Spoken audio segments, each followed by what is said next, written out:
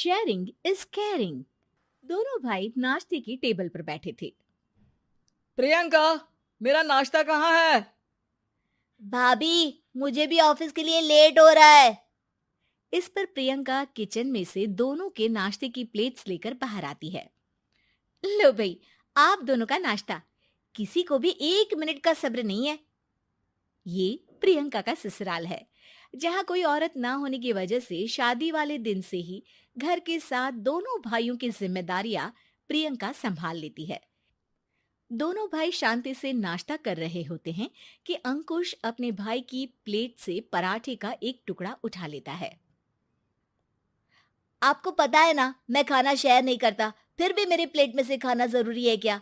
अरे हद हो गई है, मुझे नहीं खाना अब। अंकुर गुस्से में नाश्ता छोड़कर टेबल से उठ खड़ा होता है। अरे, ये कैसा बिहेवियर है अंकुर? एक टुकड़ा ही तो है। एक हो या आधा, मुझे भूख लगी है तो ये सिर्फ मेरा ही है। उसे भी किसी के साथ शेयर करने बैठा तो भूखा नहीं रह जाऊंगा। अरे बाबा ठीक है, अब इस पर भी लड़ाई। दूसरा बना देती हूँ, पर प्लीज ऐसे खाना बीच में छोड़कर मत जाओ। इससे अन्न का अपमान होता है। ओ प्लीज भाभी, ऐसी कोई चीज होती ही नहीं है। आपके पास पैसे हैं, खरीदो और खाओ। अगर नहीं खाया जाए तो फेंक दो। अरे दुनिया में सब यही करते हैं। अंकुर बैग उठाकर ऑफिस के लिए चला जाता है, जिसके पीछे उसका बड़ा भाई मायूस सा घर में खड़ा रह जाता है। जिसने बचपन से सोने की चम्मच में खाया हो, उसे दुनिया के बारे में क्या पता होगा। वैसे गलती तो हमारी ही है। अगर कभी बचपन में ही सही गलत का फर्क सिखाया होता तो आज ये हाल नहीं होते। आप फिक्र क्यों करते हैं जी? भगवान है, वो जो भी करता है सबकी भलाई के लिए ही करता है। और जब वो चाहेंगे तो अपनी तरह से अंकुर भैया को भी सब कुछ सिखा देंगे। पत्नी की बात पर विश्वास कर अंकुश भी ऑफिस चला जाता है। सुबह से दोपहर होती है और अंकुर लंच करने ऑफिस के पास वाले रेस्टोरेंट में पहुंचता है, जहां वो एक साथ बहुत सारा खाना ऑर्डर कर देता है। सर, क्या कोई आपको ज्वाइन करने वाला है? नहीं तो क्यों?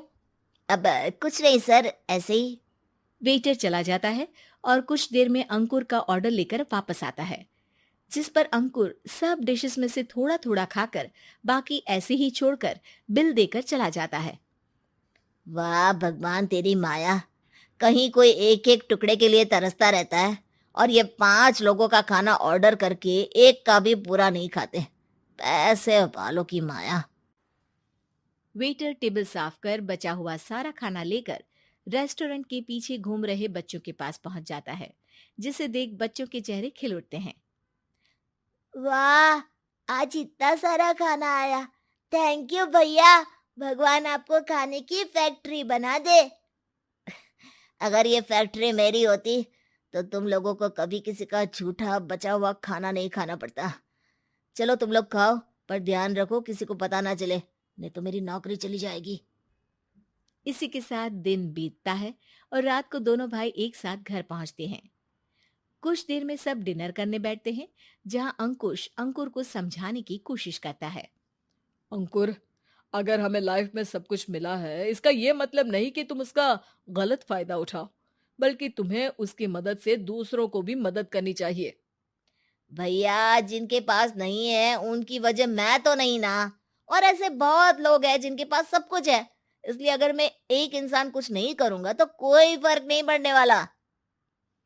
तुम्हारे भैया बस एक चीज समझाना चाहते हैं कि जिस चीज की हमारे पास कमी नहीं है, उसे बर्बाद करने से अच्छा है कि लोगों के साथ शेयर करें। इससे हम सिर्फ सामान नहीं, खुशियां भी बांटते हैं, और इसमें तुम्हारा ज्यादा कुछ तो जाएगा नहीं। भैया भाभी की बात सुन अंकुर कुछ बोले बिना उठकर चला जाता है।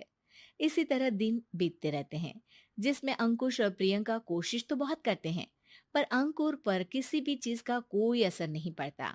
एक दोपहर अंकुर सैंडविच खाते हुए सड़क के किनारे चल रहा होता है। तभी उसकी नजर आइसक्रीम वाले पर पड़ती है और वो सैंडविच सड़क किनारे फेंक आइसक्रीम खरीदने पहुंच जाता है। अब इसे कहते हैं जिंदगी का सुख। जैसे ही अंकुर आइसक्रीम लेकर पीछे मुड़ता है तो एक आदमी को सड़क से वही सैंडविच उठाते हुए देखता है। वो आदमी बहुत कमजोर, गरीब, जैसे बहुत दिनों से खाना ना खाया हो वैसा लग रहा था। अंकुर उसके पास जाकर खड़ा हो जाता है। उसे देखकर आदमी सैंडविच अंकुर की तरफ कर देता है। आपको भी खाना है क्या? क्या हम इसे आधा आधा कर ले? मुझे बहुत भूख लगी है। वो मेरा ही झूठा सैंडविच है। तुम दूसरा खरीद कर क्यों नहीं खा लेते? इसे क्यों खा रहे हो?